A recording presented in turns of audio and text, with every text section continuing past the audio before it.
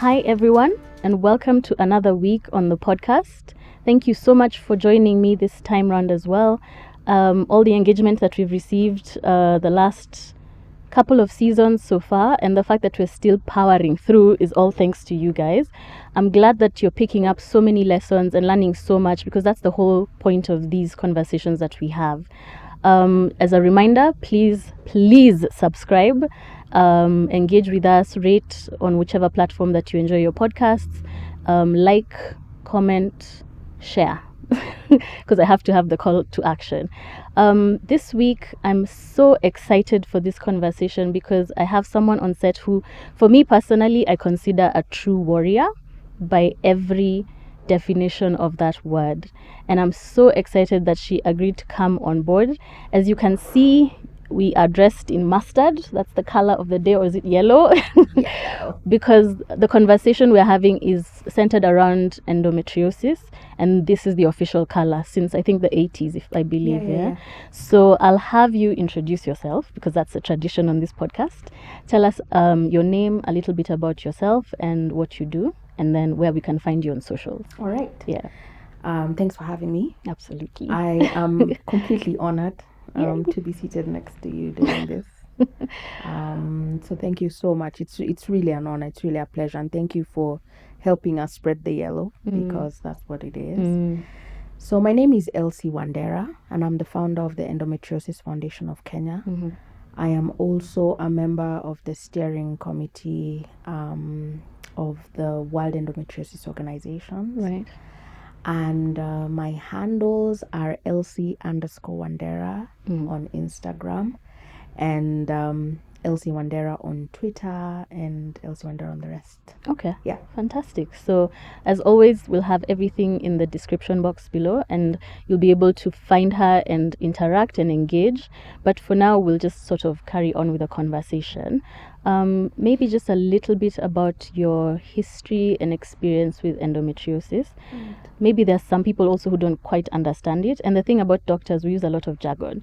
So I'd want you to start by just maybe a little brief of your understanding of endometriosis itself, and then a bit about your experience so far. Yeah. So it started when I was around 16.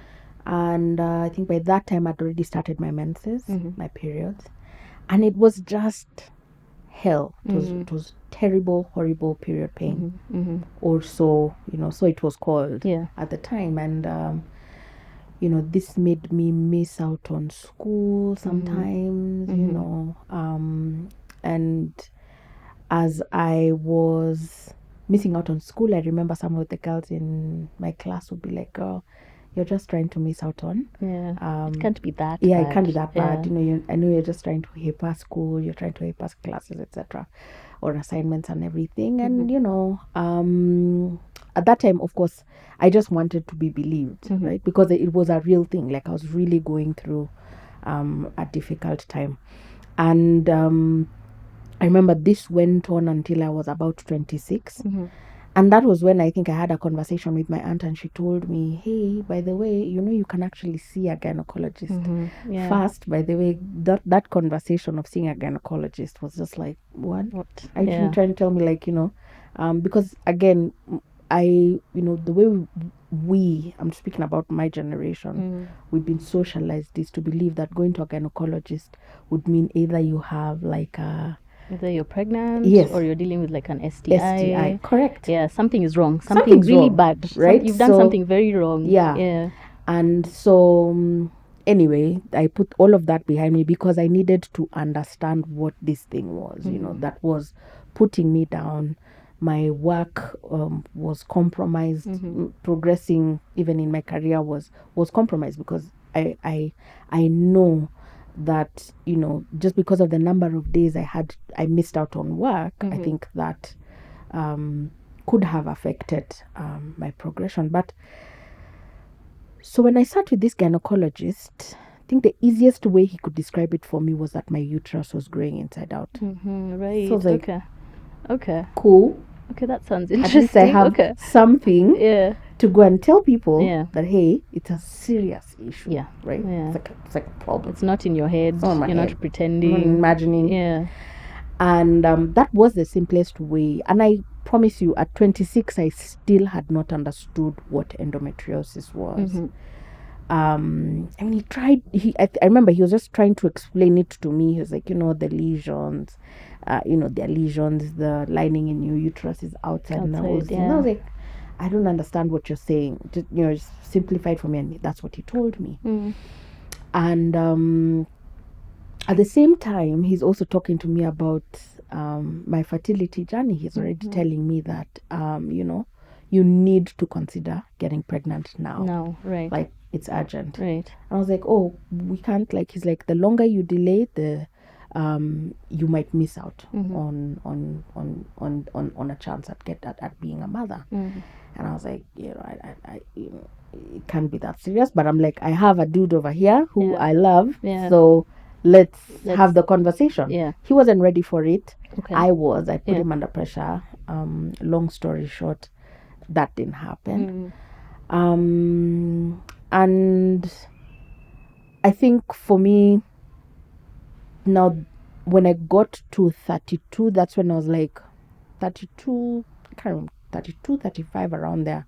That's when now it was like, okay, knock knock. You need to start thinking about this more seriously, because I know as a woman, yes, my ovarian reserve is depleting. I'm not seeing anyone. I don't have a partner. So I'm like, okay, this needs to be expedited. Right. But at the same time, my endometriosis is still killing me. So at that point, that's when I now decided, let me sit down for myself and try and investigate and learn more about this condition. And that's when I discovered, I was like, oh my God. So first and foremost, this is a real thing that women are going through. Women and girls are going through. And a lot of women around the world were being dismissed. We're being told it's in our heads, we're imagining it. It's not as bad as you're describing. Yes, it will disappear when we get pregnant. True.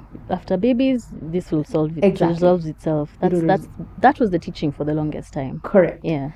So I think that, literally, when I think about my real interest, like when I now dug my heels in and I said, okay, I'm not leaving this point until I find out what this disease is, the implications, and what I can do about it. I think I remember sitting down with another gynecologist who was telling me, one, yes, you will be on fertility treatment for the rest of your life. And I was like, but what if I want to have a child?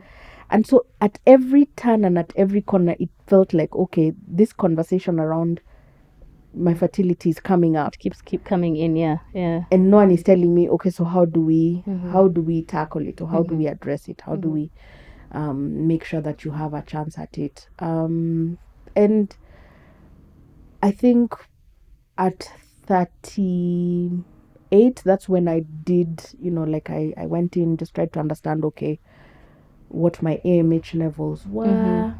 Just did that whole test, which again, the fertility testing, yeah. I mean, can you imagine at 38? That's when, like, that's I'm the going. First time that's that the you're first time that I'm even hearing about that, like that can actually do that. And I really feel, again, it powered, it added fuel to the already existing fire of raising awareness about endometriosis and the other issues, the other sister issues that it might affect. Right. Yeah. And again, just giving, women out there a sense of, look, there's hope.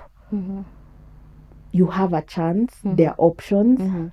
This disease is not going to, like, have you in bed immobile for the rest of your life. Like, you're not going to, the quality of your life is not going to be that horrible. We can improve that, and I guess that's what I've been doing. So now just making sure that women and girls and the public understand that it's just not a bad period. This True. is a whole body disease. This is a condition that affects you can find it on different parts of your organs outside of the uterus. Yeah, exactly. And I think the way, come back to the question that you originally asked me, was I think for me to make people understand, and especially women, to just understand what this disease is I say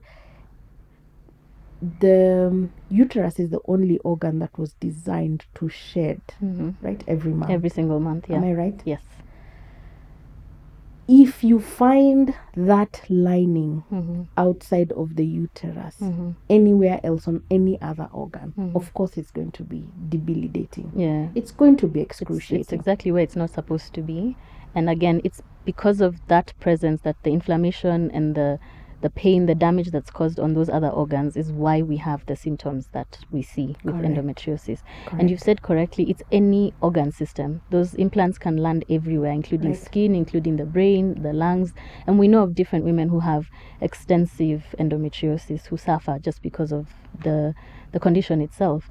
And another thing that is pretty much like the typical, unfortunately, from your story, is it takes an average of about 10 to 12 years before a woman is diagnosed correctly. Correct. We are seeing an improvement now, but that had been the narrative for the longest time. Because, to be fair, also, it's not that doctors knew that this is what it is, and then we are trying to like minimize the symptoms or minimize the condition. We just didn't even have a name for it up until very recently. So the advantage with medicine is we're constantly researching, we're constantly trying to understand the different things we still don't understand about the human body. But I think so far, especially with efforts like yours, we are being challenged more and more to search for answers, to find solutions for women. And it's correct, as you've said, options exist. And that's pretty much what I wanted us to focus on here is, yes, we've sort of been talking about endometriosis in general a lot, but I find that we don't talk about, like you said, the sister issues. Fertility being a real issue, because a lot of the treatments for endo will directly affect your fertility. And that's just something, unless someone explains to you, it's hard for you to even think. And maybe just back to your story.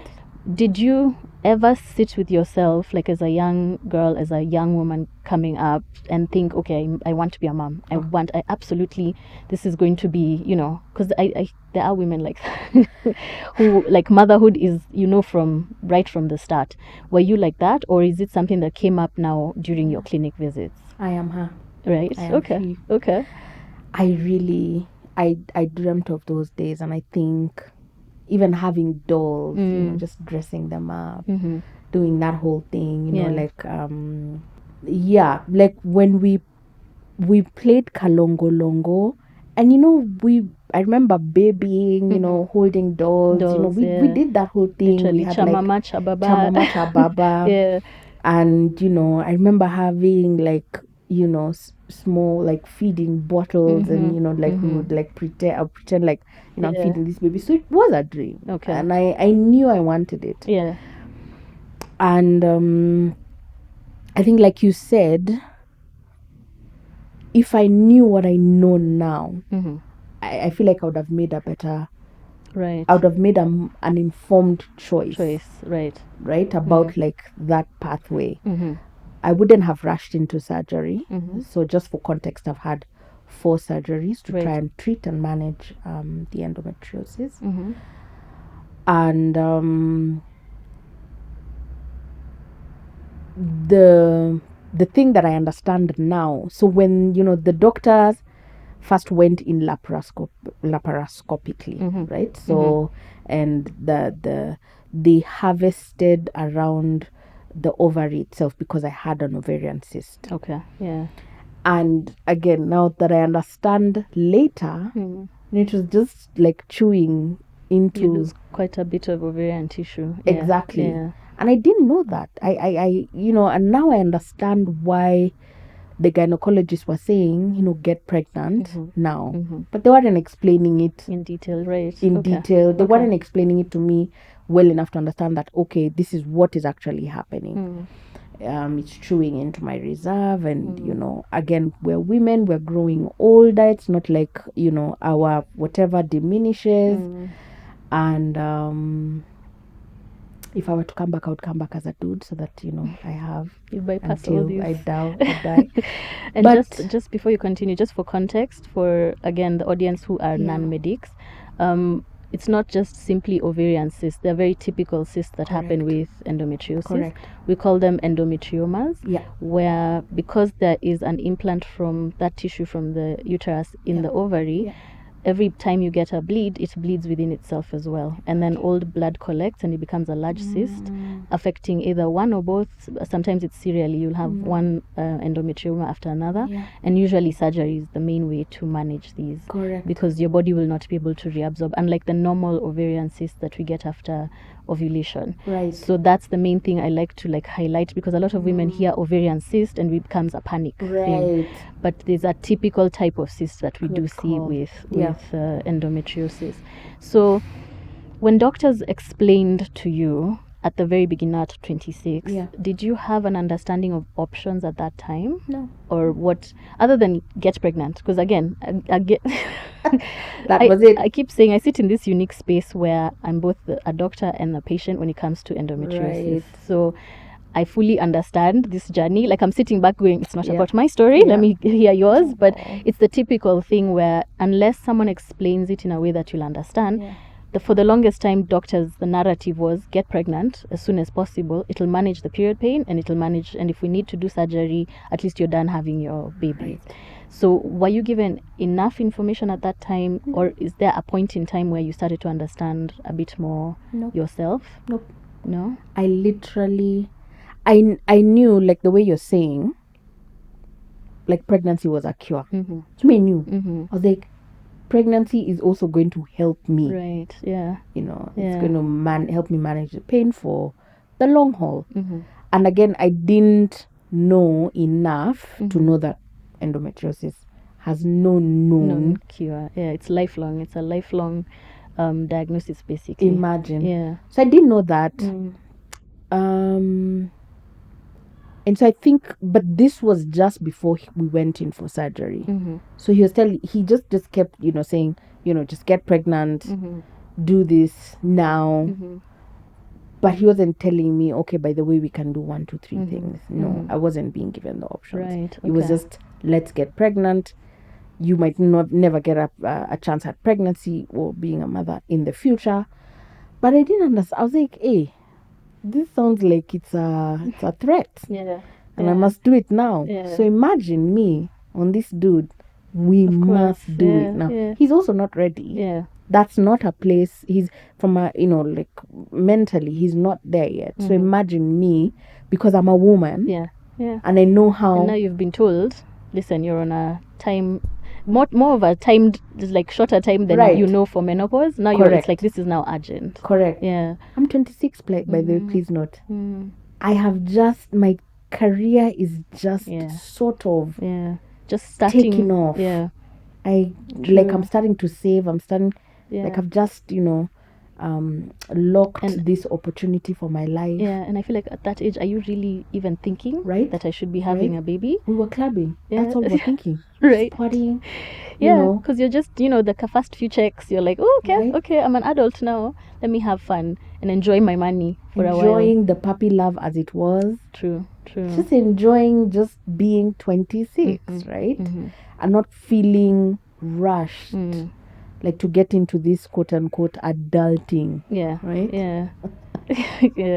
So with the relationship coming to an end at that time, and then having had surgery, do you mind if we get into the detail of the surgeries that you've had? You've said you've had 4 surgeries. 4. That very first one was to deal with the cyst. Correct. Actually, it was to diagnose. To diagnose. Okay. Because remember, when I first went into that visit, my first visit, he listened to me. Then he was like, I suspect it's endometriosis, and to definitively diagnose it and confirm it, and to also see like how far where is it, how far has it gone, and Yeah, sort of like the way we the stage extent. and just know the extent of the Correct. disease. The Yeah. extent of the disease. So, that was the first surgery. So he went in, checked it out. So that was the first surgery to diagnose, and that's when after he came out, he said, yeah, there was definitely a chocolate cyst in there, and he dealt with it. And then the second one was now in 2015 when I was about 35. And that was when now I had started the Endometriosis Foundation, because by then I understand what this is. Right. But I still don't understand like the other fertility discussions and everything. Yeah. But then I am understanding that I need one good surgery, one good last surgery, but it didn't seem like it was coming. It was anywhere in the horizon. So there was the second one, then the third one, I think in about 2018, and then the last one in about 2021. Okay. And that was when I lost my both my ovaries. Right. Okay. Due to the extent of the disease. Right. And again, like we keep saying about endo, unfortunately, confirming a diagnosis is surgical. Right. We are getting better with things like ultrasound and MRIs and the likes, but to confirm, the gold standard still remains surgical. Correct. And on average, like we said, there's a delay to diagnosis of about 10 years already. And then a lot of women, even once the diagnosis is made, there's no real explanation as to what this condition is and what the next steps are, because surgery in itself is not always the end. Right. And depending on the surgery, because like in your case, they took out the ovaries. Yeah. A lot of women believe that because it's a painful period related issue, if I remove my uterus, that's enough.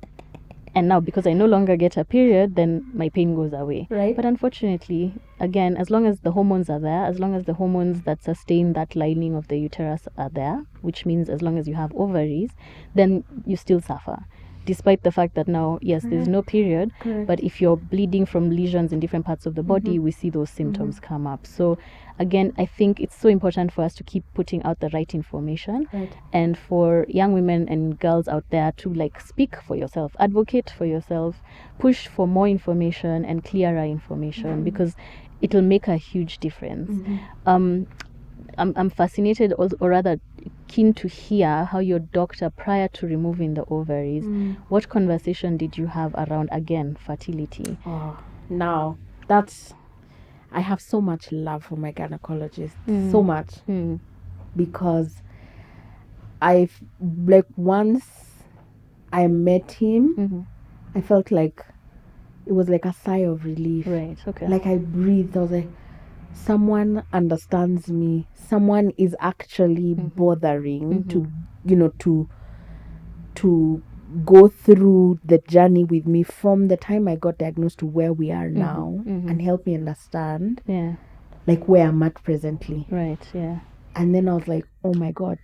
And I remember that was the first time not actually the first time, but when he actually now started telling me, okay, we could think about IVF.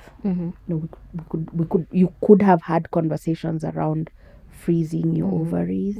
Freezing the eggs, not ovaries. Yeah. No, you do need your ovaries. Yeah, so I freezing beg your eggs. pardon. Yeah. So freezing your eggs is one option. So that then you can do you can do like the assisted pregnancy. He talked to me about surrogacy, helped me understand even the Kenyan landscape. That of course it's not a popular option for many. I think just because of our culture and where we've come from.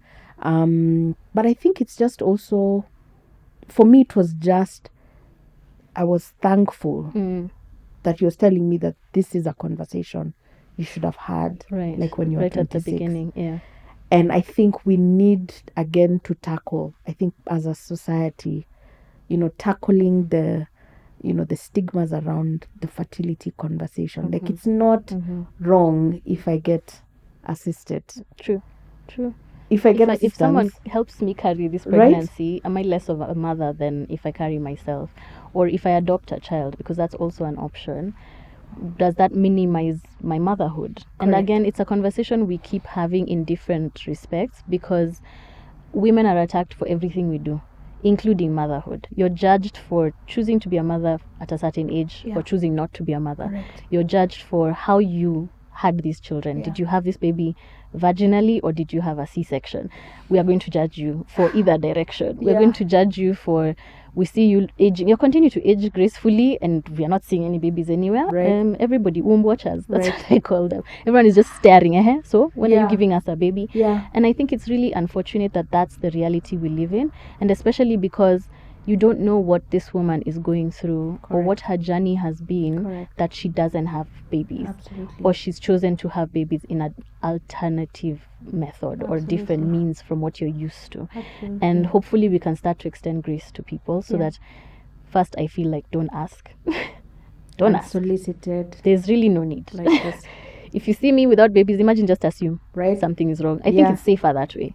I think it's just safer now instead of judging or putting women down for making decisions, or you feel like she's making the wrong decision for her life. Sometimes it's not a decision. It's what's happening health-wise. I don't know if you went through this, like having the endobelly. Yeah. Right? No, it's just looking for me, pregnant. it's cyclical. It's every single cycle. Oh my God, congratulations. Congratulations. I'm like, for what? My bloated tummy?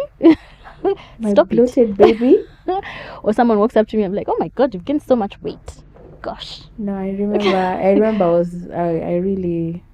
almost like, I chewed off this chick's head once. Oh, wow, really? And I was just like, no, it's just don't imagine we're sitting here doing nothing. Don't imagine we're sitting here just wanting to be fat, you know. And I guess the shaming is another issue that we also have to tackle, because our size, my size, for example, is not because I'm just sitting here doing nothing. There are other underlying issues.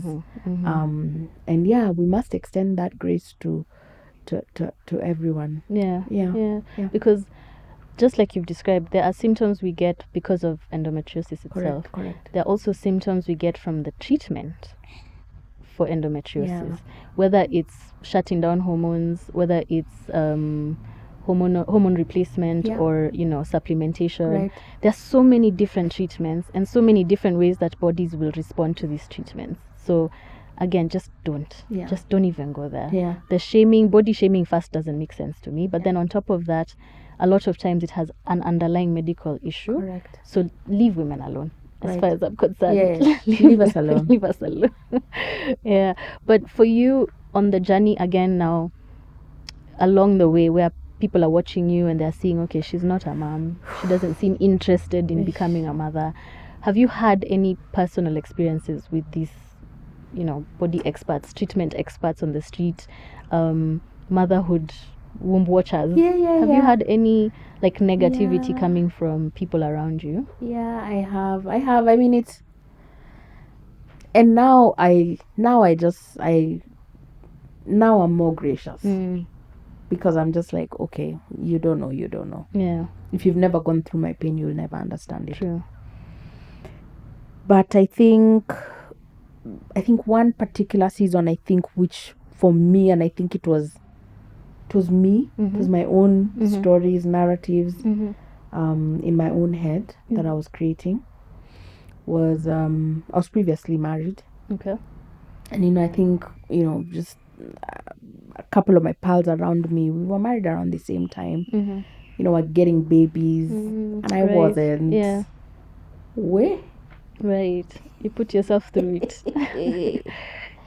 There is no self-punishment like I did like during that season. That was, and again, there was no one in particular who was saying, you need to give us grandbabies. Like my parents were never like pressuring me to give them grandbabies.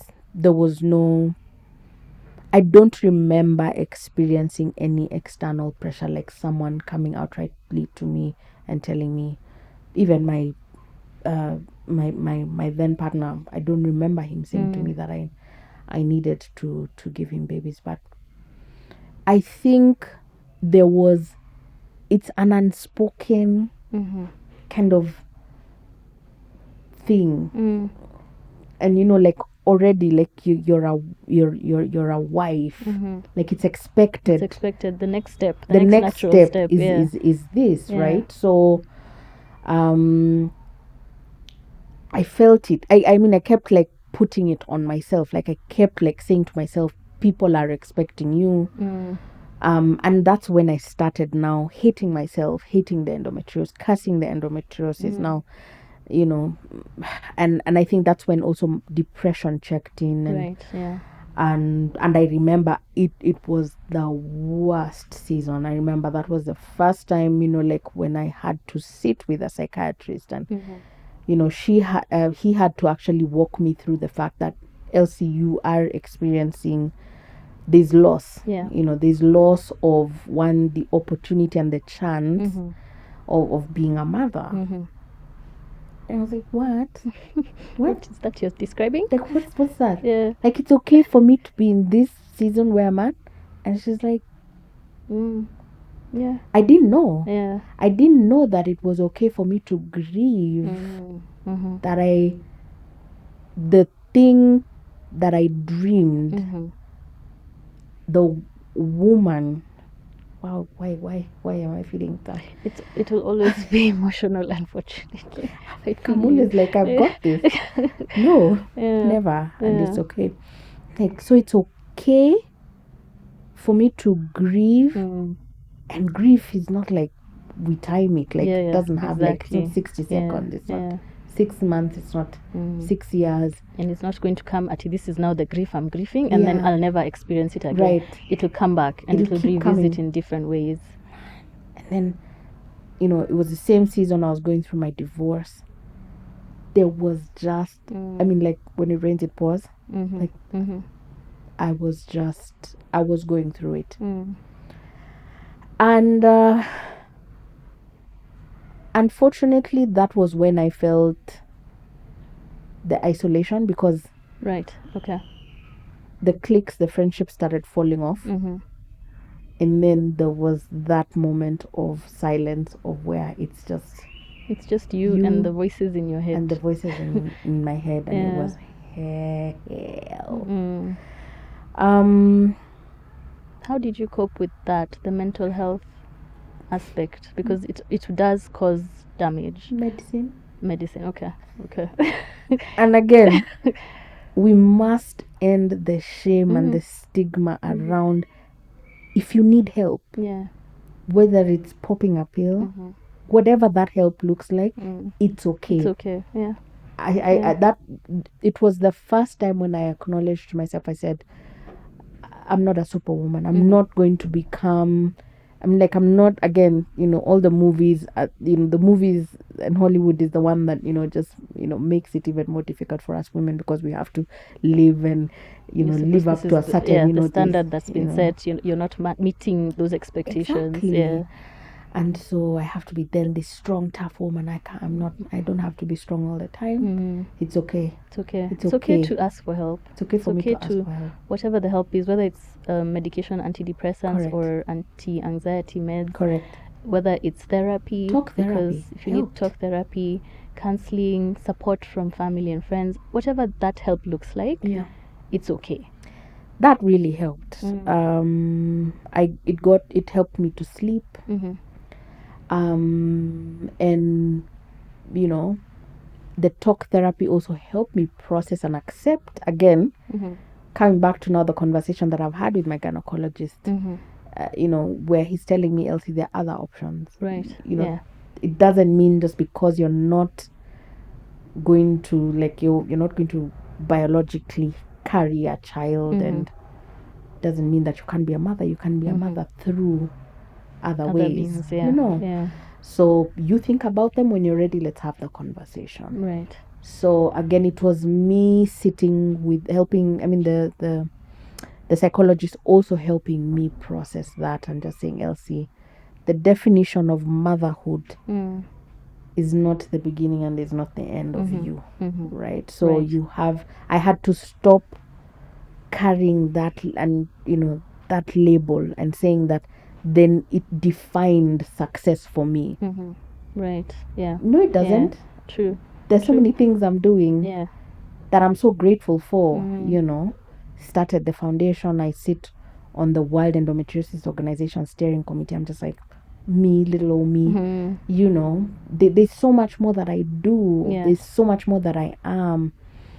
And it doesn't mean that it just means that just because that I've missed that chance through my anatomy, my body, doesn't mean that there's something wrong with me. Or that you're lesser than for any reason. So I had to, and that's something till today, by the way, Claire.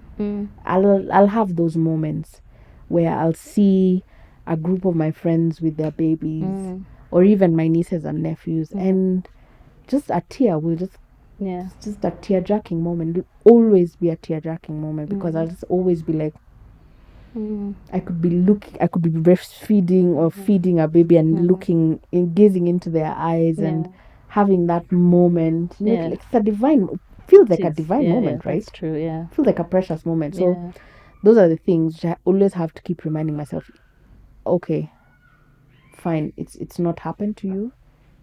It's okay. It's okay. It's okay. Yeah. It's okay. Okay.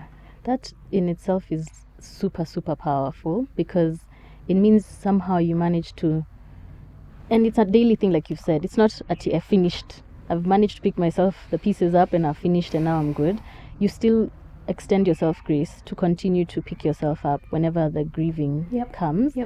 And at least find ways, like we've said, it's okay to ask for help. Find ways that you can be assisted. If nothing else is working, medication is what I'm going to be on.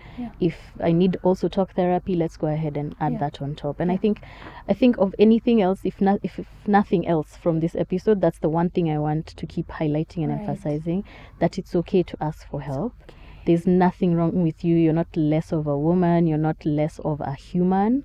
And just because this one thing isn't working out doesn't mean that now discard into the bin. Correct. I am irrelevant. I am nothing. We are brilliant in so many different ways. And unfortunately, again, just being in the society that we're in, it's one of the things we're judged harshest on. But the way I look at it is we're judged regardless. Whichever direction. We wake up. You could have been a mom now and you'd be judged for how you're mothering. We wake up and we should walk into judgment like this. You just expect something somewhere, someone will say something. But the reason why I introduced you right at the beginning as a warrior in my eyes, and it's not to say I expect you to be strong all the time, or I'm saying that no, it's not okay to have weak moments.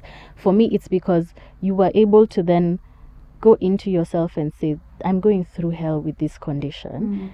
But instead of sitting with my pain, I'm going to start a foundation and help others. Correct. I'm going to take my power back Yeah. and start a foundation that other girls and women can be able to find resources through. So maybe tell us a little bit about the Endometriosis Foundation. I started the foundation because I was just fed up. I was just like, okay, I can't be the only woman going through this. Yeah. And I imagined that there's another woman sitting in silence going through the same kind of pain. There's a girl who is having difficulty naming or even coming out to her parents or caregivers to actually say, I'm actually going through this. Yeah. And that's when I said, let me start the foundation, because I think also at that time, that was the time when I was, I was doing research just to understand what this condition was about. And I could not see any activity or advocacy work in the global south, right? I think there was one foundation in Nigeria that was silent at the time. There was no activities. And that was it. Right, okay. And then I was like, hey, hang on one second. If there's none in Kenya, why not? Why not? Yeah. And that's where it just started. I was just like, by the way, I could be like the Endofound America, the Endometriosis Foundation of America, because I was seeing all these other foundations around the world that again have been there in existence for like over 20 years, but still we don't have information. Still we don't have information. Still, this part of the world, the levels of awareness are like 0 to none. Yeah. And I was like, wow, okay, so this is not a situation that is unique to us, but there's an opportunity, right? Just to improve the public's knowledge of this condition. Yeah. that was when I started finding out that it has no known cure, no known cause. And I'm just like, what are you talking about? Like, since Eve. Yep. I mean, Eve was the first woman who I think manifested those symptoms. I'm Right like, in the since Bible, Eve, in the description, till today, we still don't know. We don't still know. don't understand it. We still haven't figured out how to manage it. Now that is what made me like, and I think we met early on, like in the early days of the foundation. Yeah. And so for me was around one, making sure that the public understands what endometriosis is, bringing also together the women and just helping them know that one, you're not imagining this. It's not in your head. Yeah. Your pain is valid. Real. Yeah. Your pain is real. Yeah. And everything that you're going through, everything that you're feeling, all of that is valid. Yeah. True. And here is a safe space for you to come and express and talk about your challenges. But importantly for me was to also, again, make sure the healthcare professionals start also validating our pain and believing us. I really like that. Just helping understand. Yeah. Because again, there are shortcomings in the training. Correct. Be fair. Endometriosis was never, I think we were taught as a paragraph. Yeah, it was a paragraph. I remember. If I remember when the I textbook, learned that, I was like, what? It's a paragraph. It's literally just, we sort of think guys. this is what it is, but we're not too sure, and research is ongoing. That was the end. That was it. The end. Yeah. So at least I'd had the word. Yeah. But didn't know anything else beyond that. Wow, that made me, I was just boiling. I was like, what?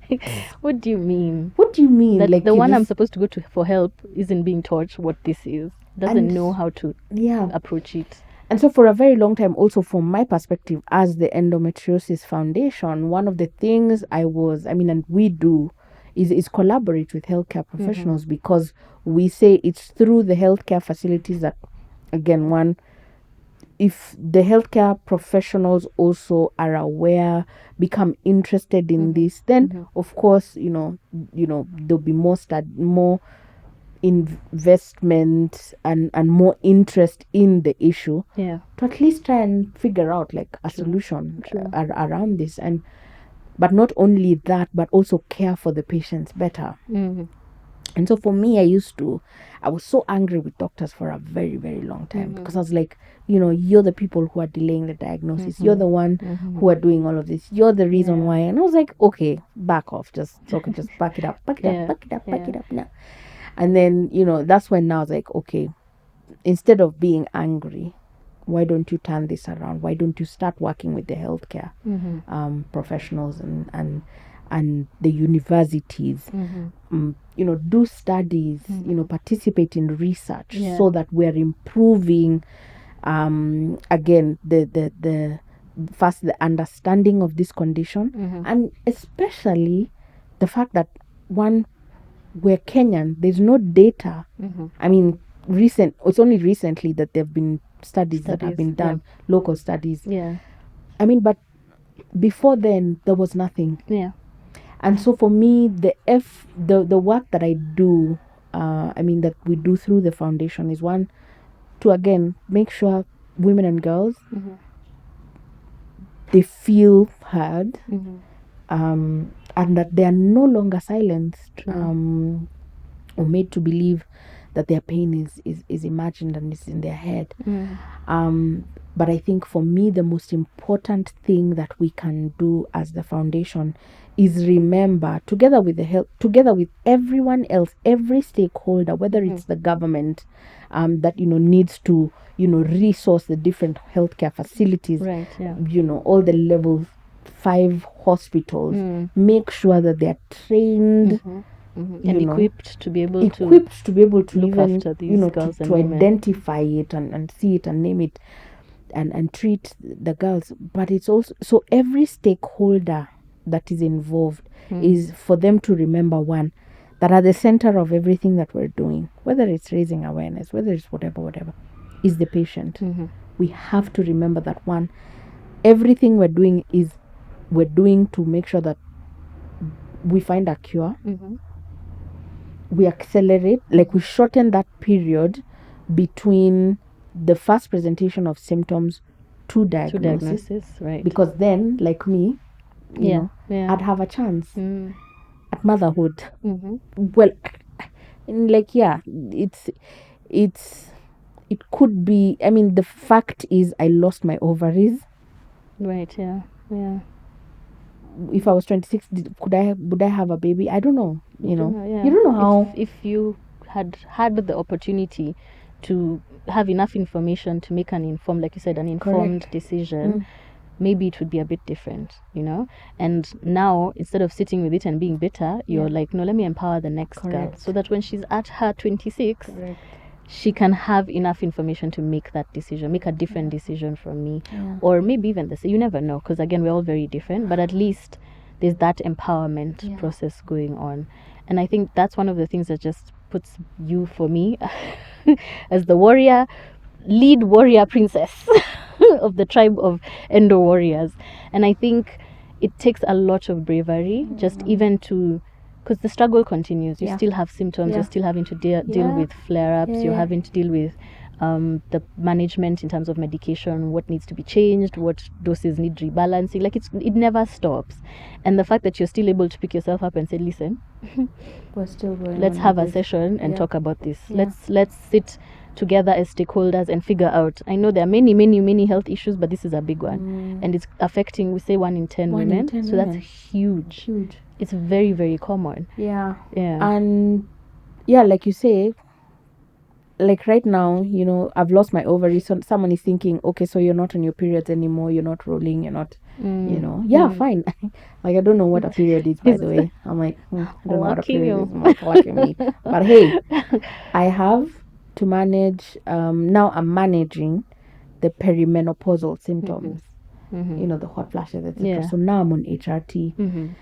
Which I didn't know. Again, learning at every turn. True. That there's a role that the ovaries are playing, which is the hormones, and the hormones that the ovaries produce, which is protecting the heart from premature failure, and again protecting my bone Your health. bones. Yeah. I'm like, those little things, Yeah. that's their role, and that's why we can't stop talking about it, because we have to make sure that, and that's why, you know, like, there are a lot of girls who are thinking, oh, please take away take away. In fact, a lot of them come in now, and the first thing that want to discuss is surgery. I want you to give me a hysterectomy, remove the uterus. Then I have to explain, okay, first, just removing the uterus is not enough, because as long as you still have your hormones in the system, we're still going to probably battle, because we don't know exactly where all these implants are in your particular case.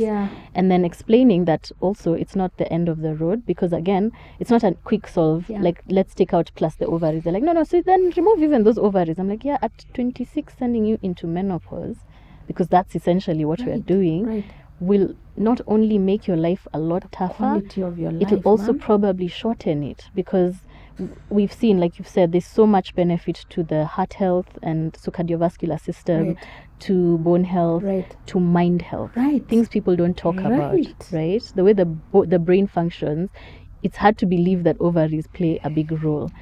Let me just jump in right there. I didn't know, like, I have, there's some levels of sadness that I have, that I'm just like, oh my god, I miss you, estrogen. Right. I'm like, because that's a happy hormone. Yeah. I'm like, I miss my ovaries for that. I True, don't miss my ovaries because of the pain and that you everything. were in. Yeah. But I miss my ovaries because I had a natural source, and the body was regulated enough. It knew how much estrogen I needed. Yeah. But now I'm applying it topically. I have some moments of sadness that I'm just always like, what? I know who you are. Yeah. But okay, let's sit there. Let's understand, where have you come from? Now I can identify it. And that, you're right. Yeah. Like, mental health, just on this journey alone, it's something we need to work a lot more harder, just in terms of just making sure that girls need to know, like, the importance of that. But I'd really love for girls to look at you and I and look at how fabulous first we are. Amen. Right? Amen. And look at where we are. Right. We're just we are We're on a daily trying to figure it out. right. Because again, once you have a monster of a disease that you think, we were saying this before we started Yeah. the episode, but you think you have things under control. Right. And then wake up and realize, oh, hang on, I'm going to take you 15 steps back. And then you have to figure out a new thing all over again. Just when you thought, okay, we've got medication on board, I've had my surgery, I'm feeling better, things are fine, okay, I can actually forget this monster. Yeah. You wake up one day and you're like, it's like, hi, I've not gone anywhere. Yeah. Hello. I'm still here. Now I want to show you where else I can manifest. And then you have to start, it's a new journey. Yeah. Because what you've been doing isn't going to work in this Correct. scenario. So you start learning afresh. And like Correct. you've said, there's no end point to the learning. Like Yeah. even for you through the journey, you're Yeah. learning something new Every day. every single day, Every day. because your body surprises you every Correct. single day. Correct. And so I think for me, there has to be a new love language in addition to the 5 love languages, which is me. Yeah. Right. Love me. Yeah. Love me where I'm at. Like, Yeah. it doesn't matter what True. I'm going through. True. And especially as a hetero woman, like a female, like with these organs that seem like they are causing so Like they're much hell. fighting you. Yeah. I need to love these ones and say, by the way, you have been part of my journey. The ups and downs of it, like, you are part of my narrative. I don't hate you. I don't wish you weren't there. I need to learn how to embrace you. So thank you. Yeah. Thank you for giving me those moments. Thank you, because right now I wouldn't be here. We wouldn't be here talking about this. I wouldn't. The World Endometriosis Organizations would never have seen the work that we're doing on this side of the world. There's just so much to be thankful for. So it's turning that around for me. And that's something, when I think about even the material that we're coming up with to educate young girls, it shouldn't be to scare them and make them look at this disease like with all this fear and like, oh my God, will I ever? It's to tell them, guys, imagine, it'll be okay. Yeah. We have to assure them and just make them believe that, imagine, It'll be fine. it will be okay. We'll be able to, one step at a time, One you're able step to at a figure time. it out. We'll figure it out. Yeah. I love that. Yeah. That's very empowering. For us, the community, society, donors, those people, how can we plug in? How can we help with the work that you're doing with the foundation? I think I'd urge everyone who has watched this or listened to this, share. Right. By the way, I've not been briefed, just so you know. I'm not being paid to do this. True. Actually, very Bike true. fare. No. Yeah. I mean it. We're not where we were when we began the True. raising of awareness. True. There's now more people sharing their stories because now someone like me, I'm able to sit here. Yeah. And there have been very many people who've come out and shared their stories. True. So I'll also urge, now, 1, share. 2, the girls and women who are out there, speak up. Then the public, anyone who's around them, believe them the first time they say they're in pain. Right. And then let's not offer any unsolicited advice. If you're not a doctor, Right. don't try and give us those advices of take this drink, take this beverage, It's one of my this concoction. pet peeves. Now that we are now that you brought it up, safe space share. Right. It's one of my pet peeves that sometimes the support groups become spaces for unsolicited advice. Like, I get it. Everybody well-meaning. here has sort of the same diagnosis, and we're all trying to figure it out. But if you're not a medical practitioner, if you are not, forget even being a medical, because also I'm not sure I'd want to be in the forum and start giving unsolicited medical advice. I'm not your doctor, right? You have a doctor. I want you to trust and believe that your doctor knows what they're doing. And if you feel they don't, we can challenge it. You can actually ask for more. But that unsolicited advice part, that especially for me with patients who, yes, you're in the support group, but now because so and so is on certain medication that's working for her, Yeah. suddenly I'm going to stop what I'm on, Yeah. and without any supervision or guidance, start what she's on. I think one of it was a very difficult pill for the group, the support group, because we have a Telegram support group. It was a very difficult pill, and it still is. We always have to keep coming back and saying, please don't name drugs. Don't name drugs. True. Don't name drugs. You can come talk about what you've gone through, but don't tell someone else who's sharing at that moment when they're being vulnerable, unless they ask. Our first line of defense is, have you seen your doctor?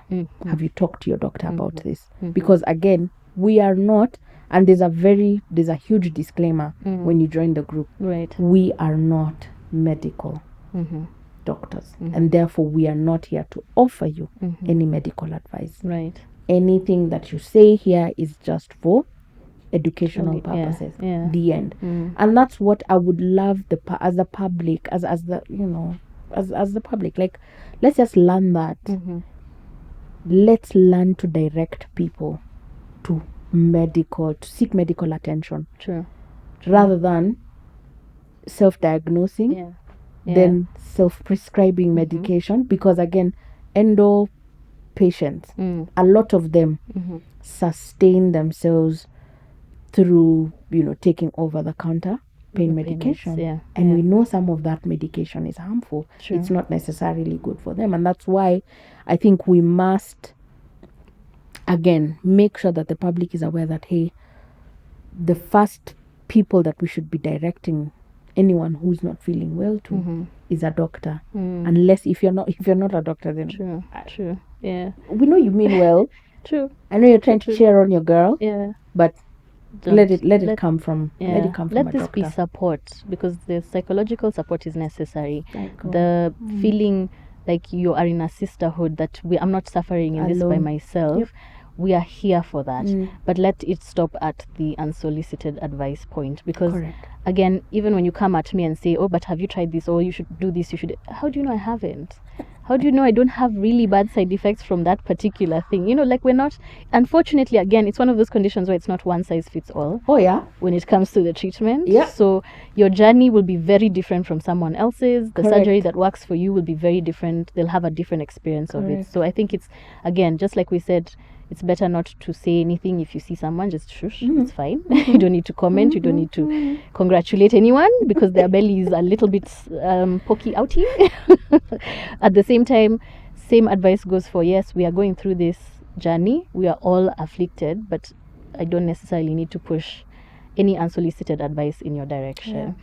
But that being said, I want us to sort of wind down now. Correct. To final word from you. I want to put you back in your 16-year-old to 26-year-old shoes, because that's most commonly where there's a lot of suffering before a formal diagnosis is made. Talk to that young woman who is suffering, has yet to get a diagnosis, or has just received a confirmation that, yes, this is endometriosis.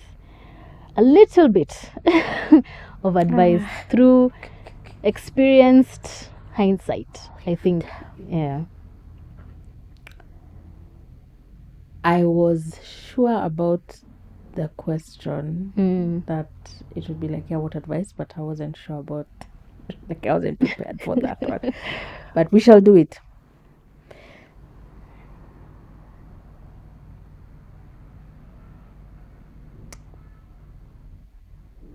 If you start, I'll start. That's the problem.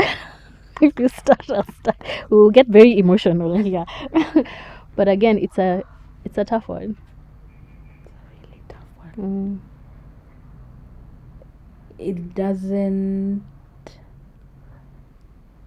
one. It won't get easier,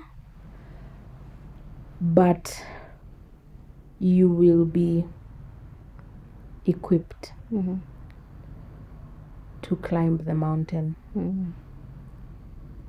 You'll have community You have mom and dad love you with or without the grannies. And you're more than a mother. Like, being a mother is not the end. I mean, it's not the only thing you should live for.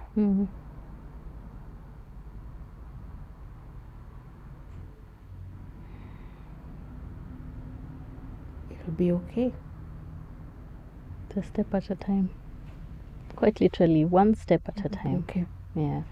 And for me, we're already, like you said, we're already a lot better than where we started off. Because, For sure. like you said, the first time, I mean, and this for me was even more perplexing because it's something I should have known from med school training. I should have had information because, again, I can do so much. I can perform so many different types of surgeries. I look after endometriosis patients as well myself. But then back then, I had no information. I had no resources. It took, for me, I think my diagnosis came 2019. How old was I? I can't even remember. But that's how many? 3-4 years ago. And yet, my period was a nightmare from the first time. And I got my period, I think, when I was 11 or 12. Wow. And so I was well into my 30s by the time the diagnosis was being Can you confirmed. imagine that? And my whole life, I've never had a normal period until post-surgery.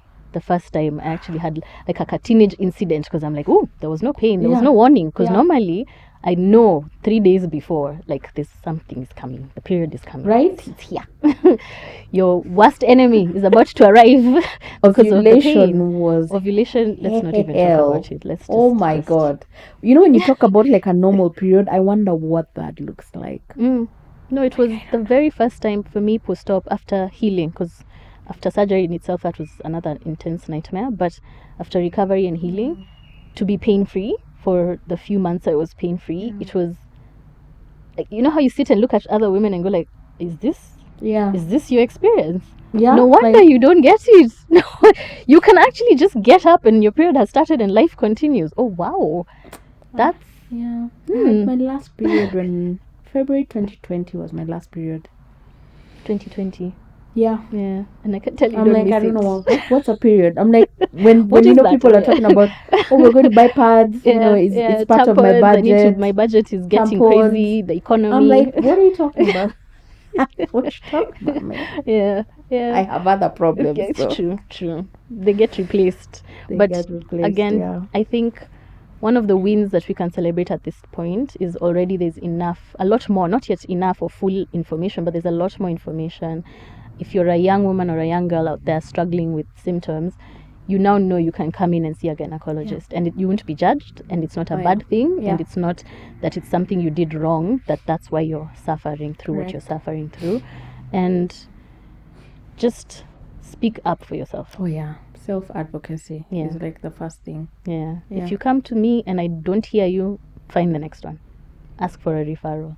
Speak up until you find someone. And again, because of the internet and social media, you can actually find the people who are interested in endometriosis, even as gynecologists. Yeah. We do have colleagues who are very specific that this is their focus of interest. Yeah. So you can actually find them and start off there. Correct. Yeah. Yeah. Yeah. Wow. Well, this was amazing. This is always like, you know, it's one of those conversations that never ends. Like, I'm already ready. Like, I had another topic, then I was just like, okay, we need to finish our conversation. We need to wrap up. Right. So for me, I just want to say thank you so much, because it takes a lot of bravery to speak up in the midst of suffering or struggling, or to be vulnerable enough to share your journey and your story so that others can learn and hopefully not suffer as much as what we went through or are still going through, because it still continues. I'll put everything in the description box that you're able to reach Elsie if you are, or myself if you are someone who is an endo warrior and you're not sure where to find community, we can direct you to the support group on Telegram, and through the foundation also get lots more information to you. Access also to doctors who are specialized in endometriosis management. But also, just finally for me, is again being so personal for me. It's one of those conversations I'll want to keep having, and I will ask you to come back. Yes. And we'll talk about it from a different angle. I love it. Because it doesn't ever end. Yeah, it doesn't. It doesn't end. But for today, I want us to stop there. Please share this episode. That's the key takeaway here. Please remember to share so that someone else can learn what you've learned, and just to help someone understand wherever she is, she's not alone. This has been Circling the Rabbit Hole podcast with me, Dr. Claire Kinuthia. Thank you once again for tuning in.